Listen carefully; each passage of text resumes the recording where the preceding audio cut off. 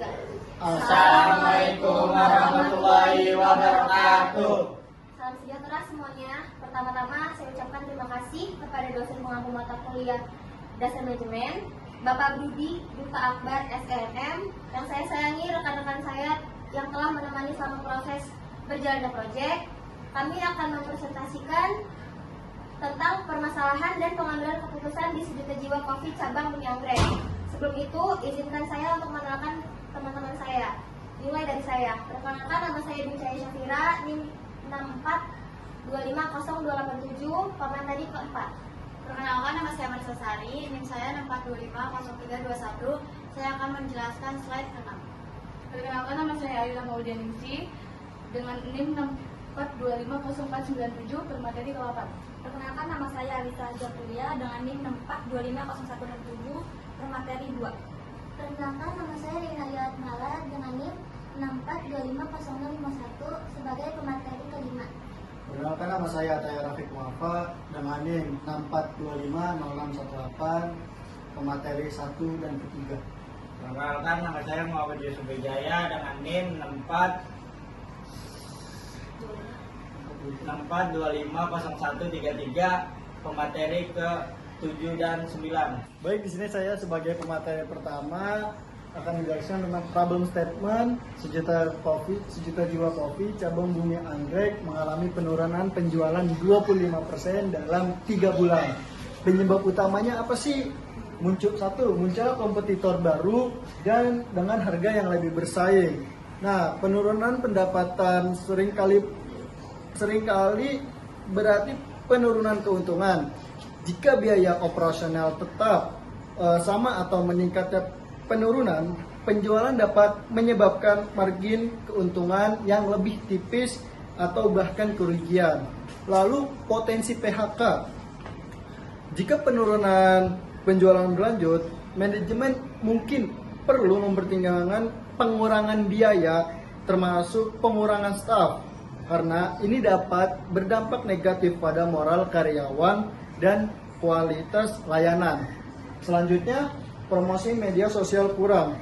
Nah, kenapa? Di sini jika promosi media sosial kurang itu mungkin dapat penurunan penjualan yang tidak dapat diatasi, terus pengurangan kualitas dalam upaya untuk mengurangi biaya, lalu hilangnya kepercayaan investor jika Sejuta Jiwa Kopi adalah perusahaan publik. Penurunan penjualan dapat mempengaruhi harga saham dan kepercayaan investor. Dampaknya yaitu berkurangnya pelanggan dan penurunannya pendapatan. Oke, lalu untuk materi selanjutnya akan disampaikan teman saya oleh Alisa.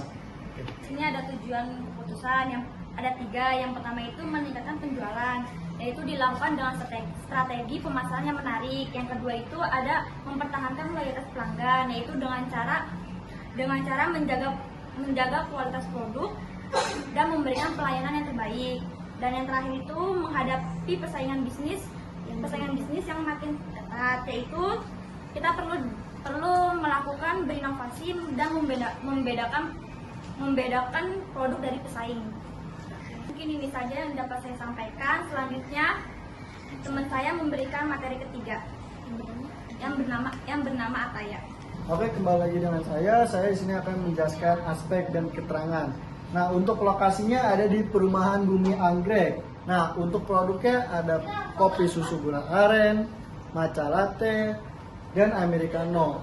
Nah, untuk target pasar ada di usia 17 sampai 30 tahun atau untuk pelajar, mahasiswa, dan pekerja muda. Nah, penjualan sebelumnya itu ada di 110 cup per hari dan sekarang ada di 150 cup per hari.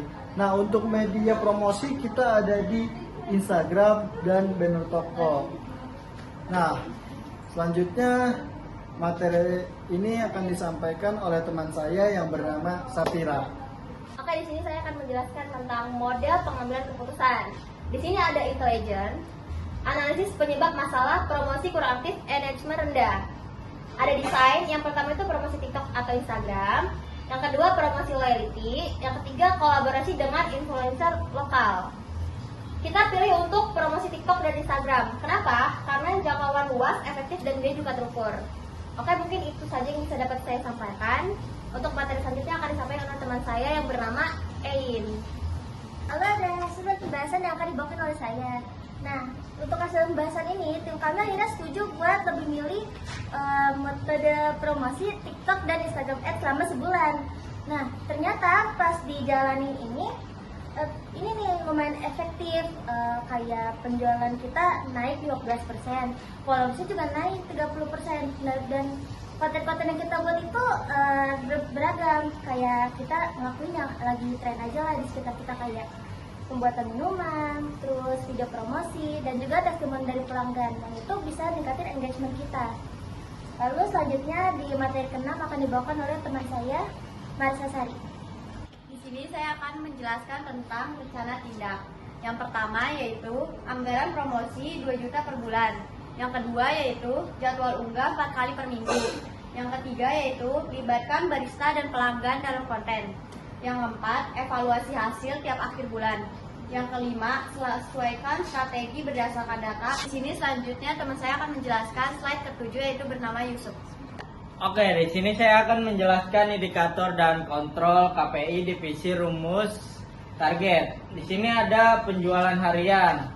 Kalau kalian ingin tahu cara menghitung penjualan harian, di sini ada contohnya jumlah cup terjual. Sini ada rumus total cup per bulan dibagi 30, dan ini hasilnya 140 cup per hari. Di sini ada engagement rate, caranya berinteraksi di media sosial, dan rumusnya like plus comment followers dikali 100% dan jumlahnya 5%. Di sini ada ROI promosi, efisien biaya promosi, rumusnya laba biaya promosi dikali 100%, hasilnya 20%.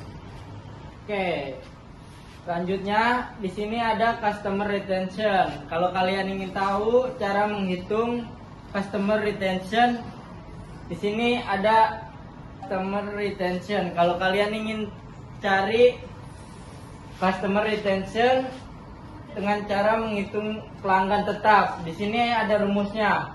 Pelanggan tetap atau total pelanggan dikali 100%, totalnya 60%. Oke, untuk materi selanjutnya akan dibacakan oleh teman saya yang bernama Ayu. Baik, di sini saya akan membahas materi ke-8 yaitu tentang resiko dampak mitigasi. Jadi resiko ini tuh isinya tentang konten yang kurang menarik, engagement yang rendah, yang menggunakan tren lokal dan ide kreatif, terus terhadap anggaran promosi yang membengkak yang menggunakan kerugian finansial.